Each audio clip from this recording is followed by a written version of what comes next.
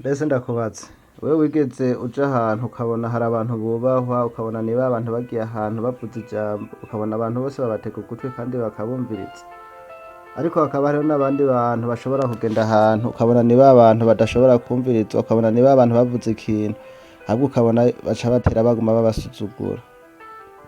Mbese wewe uba wibaza yuko vyoba biva kuki? Wibaza ko vyoba biva ku mafaranga canke wibaza ko vyoba biva ku nguvu? Ikibazo nokubwira nuko ibi bintu bitava ku nguvu, bitava no ku mafaranga, ahubwo hari imyitwarire ushobora kwitwara kugira ngo abantu bose bashobore kukubaha.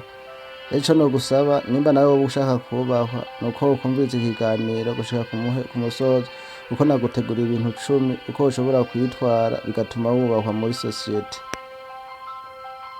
Jewe mba ndagushikiriza kino kiganiro nitwa Pascal, namba ari ryambere ubushitse kuri urubuga, ico nogusaba nuko wokora sabone. Ikintu ca mbere ushobora kwitwara kugira ngo abantu bashobore kukubaha nuko woba umuntu uvuga ukuri, kuko abantu bubaha umuntu avuga ukuri, abantu bubaha umuntu atigera abesha. Rero mu gihe uzoba ushaka yuko abantu bakubaha nuko uzokwiga kuvugisha ukuri, ukaba wa muntu atabesha, ukaba ari wa muntu uvuze ikintu ushobora kugishitsa, ukaba ari wa muntu udashaka guca ku ruhande. Ikintu naco ca kabiri woshobora gukora kugira ngo abantu bakubahe nuko woba wa muntu wubaha abandi, kuko mu gihe wubaha abandi n'abandi bantu barakubaha. Rero nta kuntu na kumwe abantu bashobora kukubaha nawe utabubasha. Imbere yuko abantu bashobora kukubaha nuko wobanza nawe ukabubaha. Ikintu ca gatatu woshobora gukora kugira ngo abantu bakubahe nuko wogira ijambo rihamye.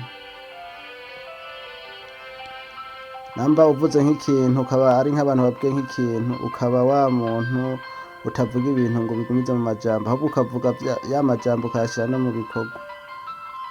Apana gusezerana ibintu utari bubishize. Nuko wokwiga kuvuga ikintu kandi ca kintu bavuga ugaca ugishira no mu bikorwa. Muri ico gihe abantu barakubaha cane. Ikintu ca kane woshobora gukora kugira ngo abantu bakubahe nuko woba umuntu utavuga cane,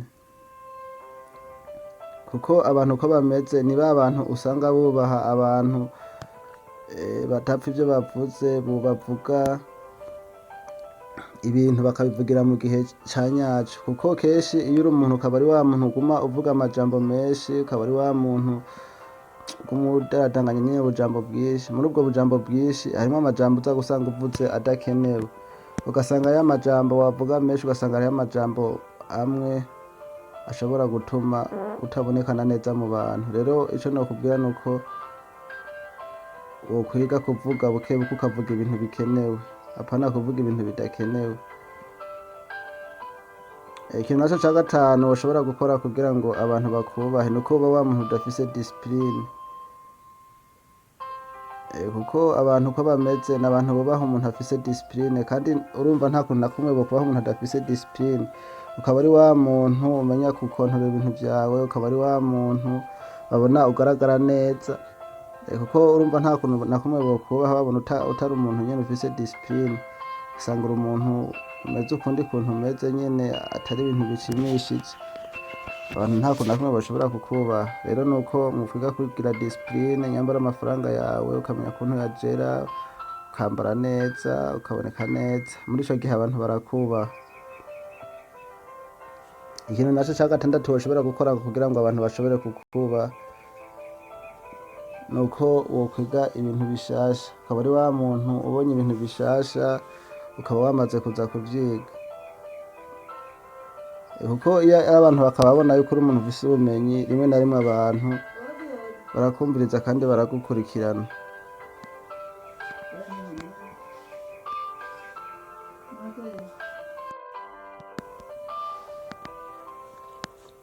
Ikintu naco cindwi cotuma abantu bakubaha nuko woba wa muntu ukora ibintu vyo kwizera muri wewe nyene, ukwizera ubwawe. Kuko mu gihe woba uri wa muntu udashobora kuba wizera, urumva nta kuntu na kumwe abantu nabo bashobora kukwizera. Wewe nuko wobanza ukizera wewe muri wewe nyene. kuko mu gihe wizeye n'abandi bantu bashobora guca bakwizera. Ikintu naco c'umunani cotuma abantu bakubaha nuko utotinya kuvuga ico wiyumvira. Nyamba uri wa muntu ufise iciyumviro nuko wogiserura kugira ngo abantu bacumbuka kibashikirize. Muri ico gihe rero ucuba umuntu ashobora kubaho. Ikintu naco c'icenda nuko woba umuntu afasha abandi, kuko mu gihe uri umuntu ufasha abandi uba uri wa muntu uba ufitiye akamaro abantu. Urumva muri ico gihe nta kuntu abo bantu bareka kukubaha. Rero nuko mwokwiga kuza murafasha abandi. Ikintu naco ca cumi arico ca nyuma nuko uba wa muntu wiyubaha, kuko iyo uri umuntu wiyubashe abantu nabo bategerezwa kukubaha.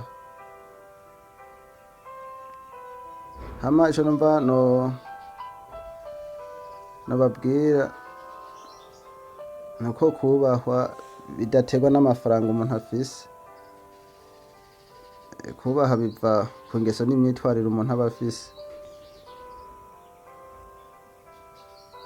Rero ico nokubwira, namba ingeso ufise niwazihindura ugakurikiza ivyo bintu ndakubwiye, nuko abantu bose bazotangira kukubaha aho uzoba ugiye hose. Hama ico nogusaba, nyamba wamaze gukurikirana kino kiganiro ukaba wumva coba cakwigishije, nuko wokora sabone. Ciao ciao.